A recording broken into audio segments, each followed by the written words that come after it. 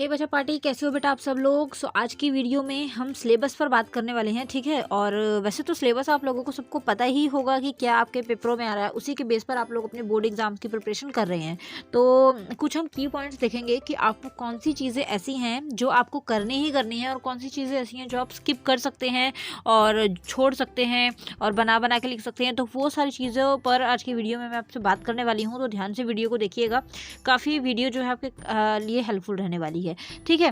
तो देखिए, सबसे फर्स्ट चीज़ जो है यहाँ पर बच्चों को एक डाउट जो बहुत मेजर है, जैसे बहुत सारे बच्चे जो हैं कई सीटीपी वाले स्टूडेंट हैं, कई ओपन वाले स्टूडेंट हैं, इसके अलावा में कई जो है वो कंपार्टमेंट वाले स्टूडेंट हैं और कई जो है वो रेगुलर वाले एकेडमिक वाले बच्चे हैं। तो यहाँ पर बच्चे ये बोल रहे हैं कि मैम हमारे पेपर जो है वो अलग होंगे, या फिर मैम हमारा सिलेबस जो है वो अलग होगा, इसके अलावा में मैम हमारा सिलेबस पैटर्न अलग रहने वाला है, हमारे में पेपर अलग आएगा। तो ऐसा कुछ भी नहीं है।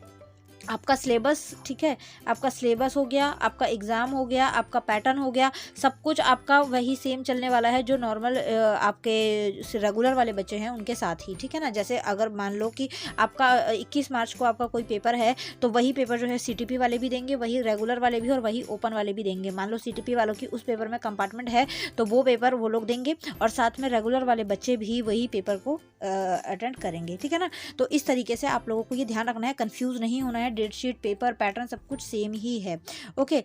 अब देखिए यहाँ पर जो है चैप्टर वाइज गाइडलाइंस दे रखी हैं इन्होंने सिलेबस से पहले।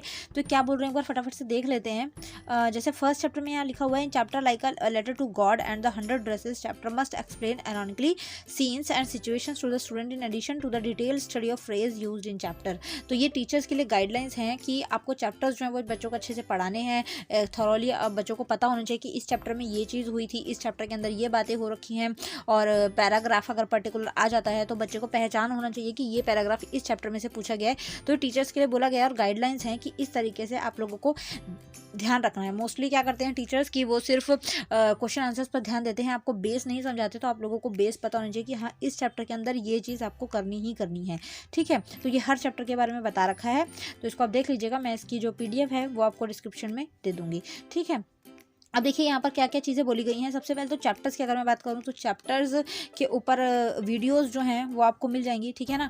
काफ़ी सारी चीज़ें जो हैं मैंने प्लेलिस्ट बना रखी हैं, 10th क्लास के लिए अलग, 12th क्लास के लिए अलग, तो वो आप लोगों को आराम से मिल जाएगी, तो वहाँ से आपको देख लीजिएगा। बाकी इसके अलावा में अगर चैप्टर की मैं बात करूँ तो लेटर टू गॉड है, डस्ट ऑफ स्नो है, फायर एंड आइस है, मैक्सिमम सारे चैप्टर्स ही आने हैं आप लोगों के, ठीक है।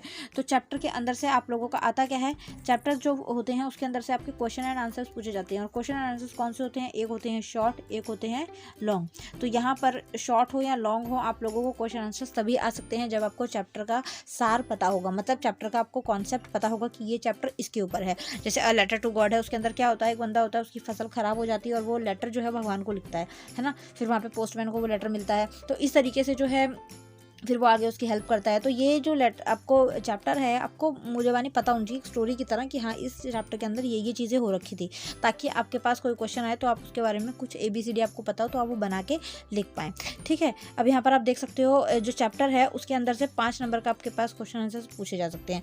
तो यहाँ पर जो 5 नंबर हैं उसमें ऐसा हो सकता है कि एक लॉन्ग क्वेश्चन भी पूछ सकता है और 2 इसके अंदर शॉर्ट क्वेश्चन, वेरी शॉर्ट, ऐसे भी पूछे जा सकते हैं, ठीक है ना। तो ये आपके आगे हो जाते हैं। तो फिर उसके बाद में अ ट्रिम्प ऑफ सर्जरी जो है उसके अंदर से 4 नंबर का पूछा गया, बाकी जो 2 पोएम है उसमें 2-2 नंबर का आपसे पूछा जा चुका है। तो यहाँ पर आप लोग आगे देख सकते हैं ग्रामर में अगर मैं बोलूँ पंक्चुएशन, तो पंक्चुएशन एज यूजुअल मैंने आप लोगों को करवा दी है, तो आई होप उसमें आपको कोई भी प्रॉब्लम नहीं होगी। Semi column, colon, dash, hyphen, तो ये सारी चीज़ें जो हैं, ब्रैकेट वगैरह, एक्सक्लेमेटरी साइन जो है, ये सब कुछ कहाँ लगती हैं, तो ये सारी चीज़ें आपको ध्यान देनी है, ठीक है। उसके बाद आ जाता है लेटर। तो लेटर के अंदर आपको यहाँ 4 नंबर का लेटर देखने के लिए मिलेगा, जो कि आपको छोड़ना नहीं है, ठीक है ना। तो ये आपको करना ही करना है। उसके बाद में आगे जो है नेल्सन मंडेला चैप्टर आ जाता है, और a tiger in the zoo poem है। तो नेल्सन मंडेला में से फिर से 5 नंबर का आएगा, थीफ स्टोरी यहाँ से 4 नंबर का, और मिडनाइट विजिटर में 3 नंबर का, ठीक है। और इसके बाद में अगर ग्रामर की मैं बात करूँ तो टेंसेस के अंदर प्रेजेंट, पास्ट, फ्यूचर टेंस आपका पूछा जाएगा, और आर्टिकल्स ए एंड द का यूज़ करना है, और पर्सनल ऑफिशियल लेटर जो है वो 4 नंबर का आपसे यहाँ पर पूछा जाना है। अनसीन पैसेज जो है यहाँ पर वो भी है, तो वो भी आपको थोड़ा सा ध्यान देना है, ठीक है बच्चे, ओके। और उसके बाद ये जो आपके हाँ, उसके बाद में आपके जो ये मतलब कि ये चीज़ें जो है ना, ये आपकी मार्क्स नहीं है, ये आपके हैं कि कितनी बार मतलब कि कितने पूछे जाएंगे, कितने नंबर ऑफ कितने आएंगे, वो चीज़ है। ठीक है, तो ऐसा नहीं है आपको मतलब यहाँ पर कि कितने मार्क्स का है, वो नहीं, यहाँ पर कितने कितने आ रहे हैं वो चीज़ यहाँ पर मेंशन हो रखी है। ठीक है, यहाँ पर पीरियड्स अलॉटेड हैं और पीरियड्स ऑफ रिविजन है, ये चीज़ दे रखी है, तो ये मार्क्स नहीं है आपके। तो इसमें से आप लोगों को बस ध्यान रखना है कि क्या क्या चीज़ें आनी है। लेटर आपको पक्का करना ही करना है। पंक्चुएशन, आर्टिकल, सेंसेस में आपको वीडियो मैंने करवाई दी है। और इसके बाद आगे जो देखिए चैप्टर्स हो गए, और इसके बाद में फिर उसके आगे जाके अगर हम देखें तो रिपोर्टेड स्पीच है। ठीक है, ये सारे आपके चैप्टर्स पोएम हो गए। फिर से डायरेक्ट इनडायरेक्ट स्पीच हो गई, और description of function, event, incident including road safety, writing skill है ये फिर से। फिर यहाँ पर डायरी ऑफ एनी फ्रैंक आ जाता है, पोएम आ जाती है, अमेंडा, एनिमल्स और मेकिंग ऑफ साइंटिस्ट। ठीक है, और मॉडल्स आ जाते हैं, शैल, विल, कैन, कुड, इनका यूज़ करना। और फिर बाद में जो है कॉम्प्लेक्स एंड कंपाउंड क्लॉज आ जाते हैं। तो ये इतना ज़्यादा आपके लिए वो नहीं है, तो आपको मेन चीज़ें करनी है जो कि आपको सैम्पल पेपर में देखने के लिए मिलेंगी। कुर्ग वाला चैप्टर है, ठीक है ना, और सेंटेंसेस हैं, मतलब नाउन, एडजेक्टिव, ये हो गया, और जेरेंड, रिपोर्ट, ठीक है, प्रेजेंट एंड पास्ट। और उसके बाद में ये 2 चैप्टर भोली वाला है, मिसबिल वाला है। और आगे अगर हम देखें तो इडियम्स हैं, ठीक है, जो कि मुझे सैम्पल पेपर में नहीं दिख रहे हैं जल्दी से, फिर भी मैं देख लूँगी एक बार, अगर मुझे पता लगता है तो मैं आप लोगों को बता दूँगी। सरमन एट बेनरस, और madam rides the bus, the tale of custard the dragon, the book that save the earth, ये चैप्टर्स आ जाते हैं आपके। और इसके बाद में आगे अगर हम देखें तो फिगर ऑफ स्पीच है। ग्रामर में अगर हम देखें तो राइटिंग स्किल्स हैं, फिर एप्लीकेशन, लेटर और reading skills, poster making include road safety. ठीक है, पोस्टर मेकिंग आपकी पूछी गई है, और टेंसेस, मॉडल्स, ये मैंने आप लोगों को बता ही दिया है। तो ठीक है, अब आपको इसमें से किन किन चीज़ों पर ध्यान देना है। एक आपको करना है पोस्टर मेकिंग, ठीक है, पोस्टर मेकिंग की प्रैक्टिस करनी है। एक आपको करना है कॉम्प्रीहेंशन, ठीक है बच्चे, कॉम्प्रीहेंशन की प्रैक्टिस करनी है।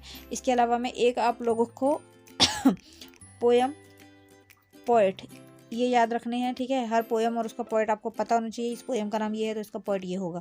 ठीक है, ये 3 चीज़ें हो गई, 1 2 3, ये हो गया। उसके बाद आप लोगों को 4th नंबर पे लॉन्ग क्वेश्चन आंसर्स याद करने हैं। ठीक है, जो लॉन्ग क्वेश्चन मैंने आपको प्लेलिस्ट में बताया था, ठीक है ना, हर चीज़ की प्लेलिस्ट बनी हुई है, डिस्क्रिप्शन में आपको लिंक मिलेगा, तो वो लॉन्ग क्वेश्चन आपको करने हैं, क्योंकि लॉन्ग से ही शॉर्ट आंसर्स बनते हैं। ठीक है, तो लॉन्ग क्वेश्चन आपको सारे करने हैं, शॉर्ट चाहे आप 1-2 छोड़ भी दो। उसके बाद में 5th नंबर पर आप लोगों को एप्लीकेशन हो गई, ठीक है ना,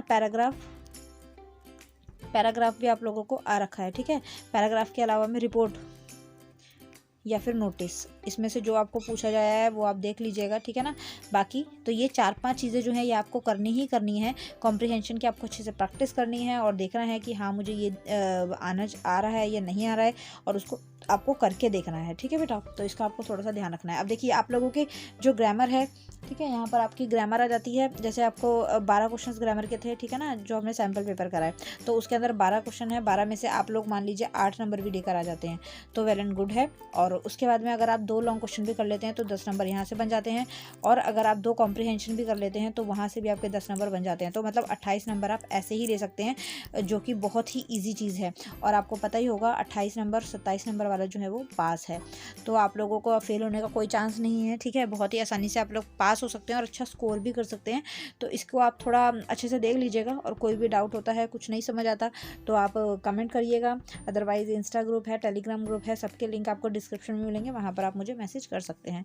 और ऐसे ही मैं धीरे धीरे आपको हर चैप्टर का सिलेबस के बारे में इंटरेक्ट करवाती रहती हूँ, ताकि आपको कोई डाउट ना हो। ठीक है बच्चे, तो नेक्स्ट चैप्टर के साथ, मतलब नेक्स्ट सब्जेक्ट के साथ जल्दी मिलेंगे। Thank you so much, bye bye.